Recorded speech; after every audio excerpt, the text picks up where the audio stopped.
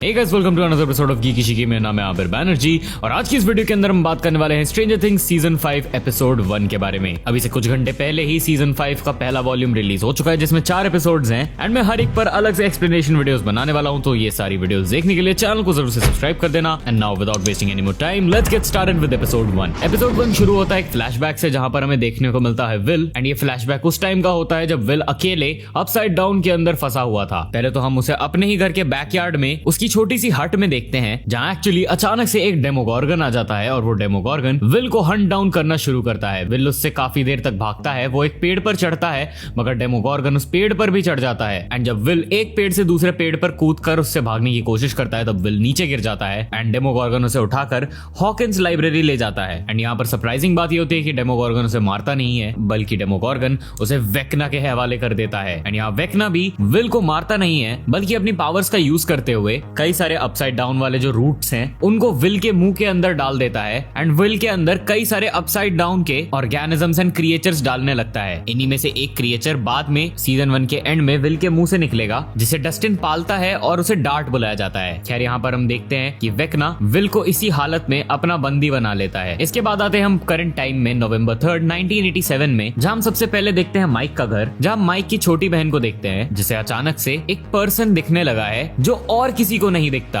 जिस वजह से माइक की बहन काफी ज्यादा खोई खोई रहती है। इसी के साथ हम देखते हैं कि अब माइक के घर पे कुछ टाइम से जॉयस और उसके दोनों बेटे विल एंड जोनाथन रह रहे हैं एंड घर में काफी सारे लोग होने की वजह से काफी सारा केओस भी है। खैर आगे विल, माइक और माइक की बहन हॉली तीनों ही निकल जाते हैं स्कूल के लिए एंड दूसरी तरफ हम देखते हैं एक रेडियो स्टेशन जहां पर हमें पता चलता है कि जो रॉबिन है वो अब एक रेडियो जॉकी बन चुकी है हॉकिंस के अंदर एंड हमारे स्टीव भैया यानी कि स्टीव हैरिंगटन भी यहीं पर रॉबिन की मदद करते हैं। वो कई सारे साउंड इफेक्ट्स की टेप्स वगैरह प्ले करते हैं जब रॉबिन बात कर रही होती है। खैर यहीं पर रॉबिन रिवील करती है कि अब पूरा का पूरा हॉकिंस जो है वो सीजन 4 की तबाही के बाद अब लॉकडाउन पे जा चुका है। जितने भी लोग हॉकिंस के अंदर बचे हैं उनको बाहर जाना अलाउड नहीं है और बाहर के लोगों को बिना मिलिट्री परमिशन के अंदर आना अलाउड नहीं है। साथ ही सीजन 4 में जो दरार पड़ी थी हॉकिंस के अंदर उसे भी मिलिट्री ने मेटल शीट्स का यूज करते हुए पूरी तरीके से सील कर दिया है। साथ ही मिलिट्री ने एक प्रॉपर बेस भी बना लिया है हॉकिंस लाइब्रेरी के अंदर जहां हम देखते हैं अपसाइड डाउन का गेट, यानी कि यहाँ मिलिट्री ने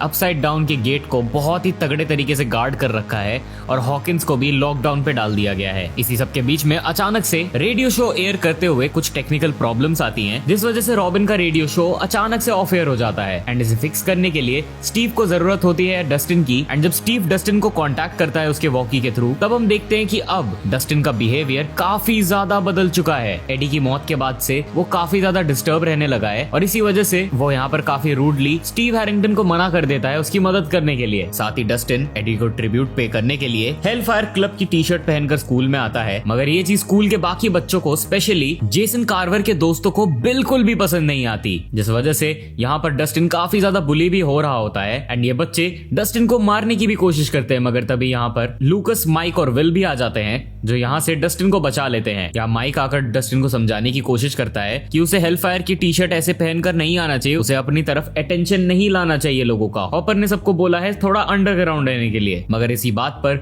डस्टिन सबसे लड़कर यहाँ से चला जाता है एंड डस्टिन इन सबसे भी काफी रूडली बिहेव करता है। इसी के साथ हम स्कूल के अंदर देखते हैं एक मिसिंग पोस्टर जो और किसी का नहीं बल्कि 11 का है, यानी कि जेन हॉपर का। एंड इसके जस्ट बाद हम देखते हैं कि 11 कुछ लोगों से एक्चुअली में भाग रही होती है, उसके पीछे मिलिट्री पड़ी हुई है मगर आगे रिवील होता है कि ये एक्चुअली में 11 थी ही नहीं बल्कि ये एक्चुअली कोई और थी एंड यहाँ पर 11 ने वापस से मिलिट्री को चकमा दे दिया है। वापस से इसलिए क्योंकि मिलिट्री कॉन्स्टेंटली 11 को हंट डाउन करने की कोशिश कर रही है ताकि वो 11 का इस्तेमाल कर सके। मगर वहीं हम दूसरी तरफ 11 को देखते हैं जो कि एक्चुअली हॉपर और जॉयस के साथ काफी एक्सटेंसिव ट्रेनिंग कर रही होती है ताकि वो अपनी पावर्स को और बेटर तरीके से कंट्रोल कर सके और वो वेक्ना को हरा सके। यहीं हम एक और कमाल की चीज देखते हैं कि पिछले सीजन्स की तरह अब जब 11 अपनी पावर्स का इस्तेमाल कर रही है तब उसकी नाक में से खून नहीं आ रहा है। इसका मतलब है कि 11 को अपनी पावर्स पर काफी अच्छा कंट्रोल आ चुका है। आगे हम मरी को देखते हैं जो एक फेक आइडेंटिटी के साथ कई सारे कार्गोज लेकर हॉकिंस के अंदर आता है एंड हमें पता चलता है कि वो सीक्रेटली हॉकिंस के अंदर जितने भी अपने हीरोज हैं उनकी मदद कर रहा है बाहर से सामान लाके। आगे हम वापस रेडियो स्टेशन पर पहुंचते हैं जहां पर हम देखते हैं कि ना सिर्फ स्टीव और रॉबिन यहाँ पर काम कर रहे हैं बल्कि ये एक्चुअली एक कलेक्टिव प्रोजेक्ट है नैन्सी, जोनाथन, स्टीव और रॉबिन का, जहां ये लोग कोशिश कर रहे हैं डस्टिन की मदद के बिना रेडियो सिग्नल्स को सही करने का एंड एंड उन्हें एक मैनुअल में पता चलता है कि उन्हें बड़े वाले रेडियो टावर पर चढ़कर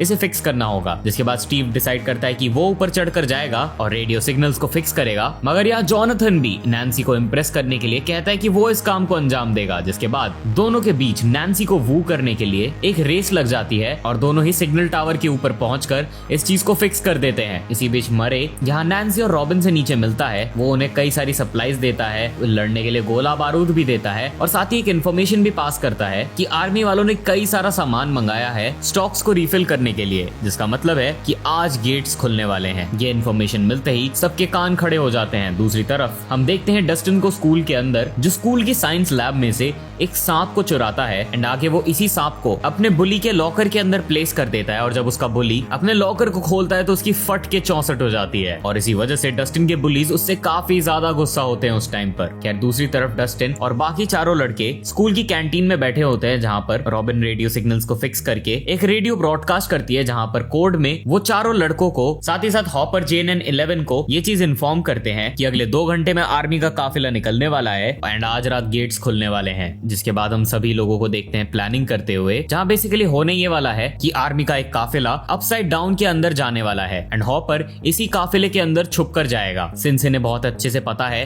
कि काफिला किस रूट से जाने वाला है, इसी वजह से ओवरवर्ल्ड के अंदर स्टीव हैरिंगटन और डस्टिन अपनी रेडियो वाली वैन से उसी सेम रूट को ट्रेस करेंगे, जिससे कि अपसाइड डाउन से रेडियो सिग्नल्स कनेक्ट कर सके हॉपर को एंड हॉपर अपसाइड डाउन में होते हुए भी ओवरवर्ल्ड में कांटेक्ट रख सके। यहीं पर 11 हॉपर को कहती है कि उसने आज काफी तगड़ी ट्रेनिंग करी है एंड वो इजीली हॉपर के साथ नीचे जाकर वेकना को आज ही मार सकती है। मगर यहाँ हॉपर उसे मना कर देता है एंड उसे डांट भी देता है एंड उसे कहता है कि वो डिसाइड करेगा कब 11 नीचे जाएगी और वेकना से फाइट लेगी। एंड ऐसा इसीलिए क्योंकि अपसाइड डाउन के अंदर भी अब मिलिट्री पहुंच चुकी है, उन्होंने अपना एक बेस सेटअप कर लिया है एंड साथ ही साथ मिलिट्री कॉन्स्टेंटली 11 को भी ढूंढ रही है। एंड इसी टाइम पर अगर 11 गलती से भी नीचे चली गई तो काफी ज्यादा हाई चांसेस है कि मिलिट्री 11 को अरेस्ट कर लेगी, उसे पकड़ लेगी एंड वो लोग वेकना को भी नहीं मार पाएंगे। खैर इस पूरी चीज को ये सारे के सारे लोग क्रॉल बुलाते हैं, क्योंकि इसका मतलब ये है कि उन्हें अपसाइड डाउन के अंदर क्रॉल करके जाना है और वेकना का पता लगाना है, क्योंकि अभी ये चीज क्लियर नहीं है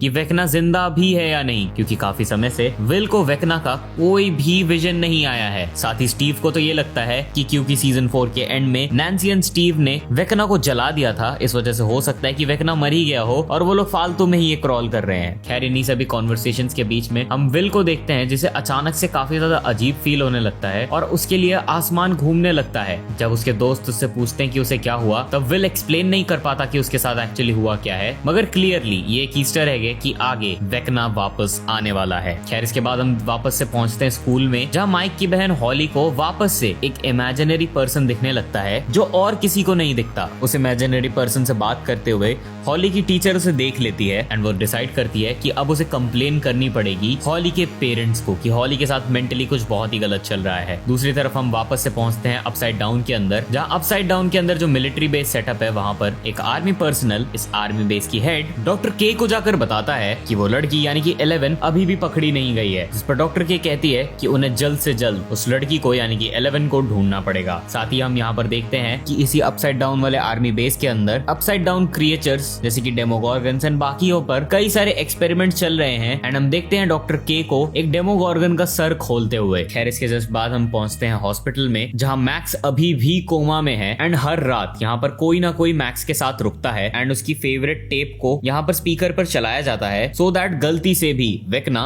वापस से मैक्स पर अटैक ना कर दे। यही हॉस्पिटल में ही विल को पता चलता है कि रॉबिन एक्चुअली हॉस्पिटल की ही एक नर्स विकी के साथ रिलेशनशिप में है। ये दोनों ही डेट्स पर भी जा रहे हैं रेगुलरली एंड यहाँ पर इन दोनों को इंटीमेट होते हुए विल देख लेता है और पता नहीं क्यों उसकी फट जाती है और वो यहाँ से भाग जाता है। खैर आगे हम हॉकिंस के कब्रिस्तान को देखते हैं, जहाँ कुछ लोगों ने एडी के टूमस्टोन पर लिखा होता है बर्न इन हेल। जब डस्टिन इसे साफ करने जाता है तब उसे रियलाइज होता है कि नॉर्मल पेंट से नहीं बल्कि ब्लड से लिखा गया है और नीचे उसे दिखता है वही सांप जो उसने अपने बुली के लॉकर में डाला था। यहाँ ये बुलीज काफी ज्यादा गुस्सा होते हैं डस्टिन से और वो डस्टिन को पीटना शुरू कर देते हैं। डस्टिन उनसे फाइट करने की तो काफी कोशिश करता है, मगर इस 1v4 सिचुएशन में उसको काफी बुरी तरीके से पीटा जाता है एंड उसे काइंड ऑफ बेहोश कर दिया जाता है। इसी टाइम पर उसके वॉकी पर उसके दोस्त उसे बुला रहे होते हैं, मगर किसी का भी कॉन्टैक्ट उससे नहीं हो पाता है। इसके बाद डिसाइड किया जाता है कि बिना डस्टिन के ही आज रात के क्रॉल को अंजाम दिया जाएगा। खैर यहाँ पर रेडियो स्टेशन पर हॉपर, जॉयस और 11 भी पहुंच जाते हैं जहाँ काफी टाइम बाद 11 और माइक मिलते हैं एंड वो दोनों काफी ज्यादा इमोशनल होते हैं। वो दोनों इसी रेडियो स्टेशन के छत पर बैठकर ये चीज डिस्कस कर रहे होते हैं कि इस सब के खत्म होने के बाद, वेकना के मर जाने के बाद, ये दोनों साथ में एक नई शुरुआत करेंगे, एक नई जगह रहने जाएंगे। जिसके बाद सब पहुंचते हैं रेडियो स्टेशन के अंदर एंड हमें पता चलता है कि ये रेडियो स्टेशन एक्चुअली में बेस है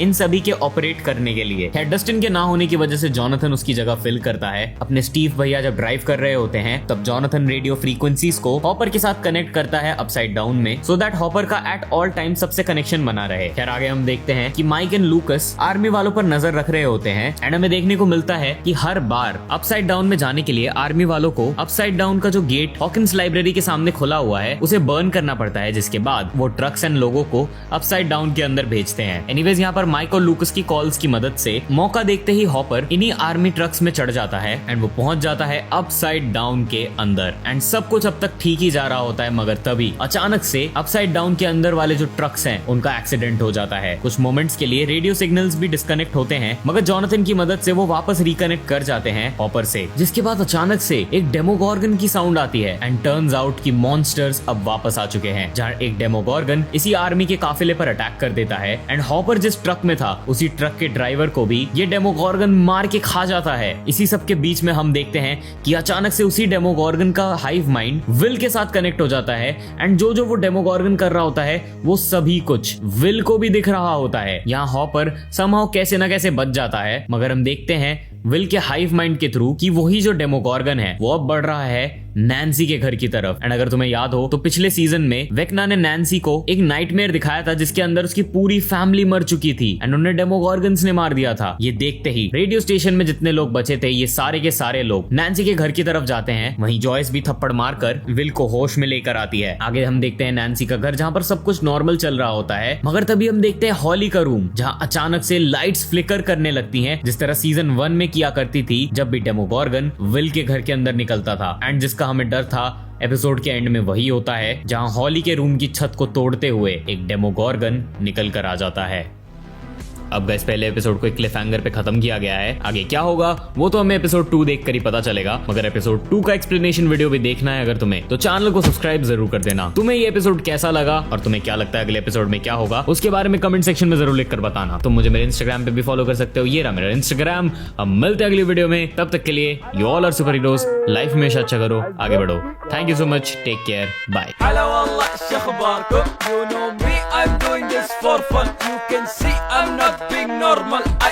I feel free like Norman, spicy shawarma. I want korma, runs in the blood of my Muslim organs.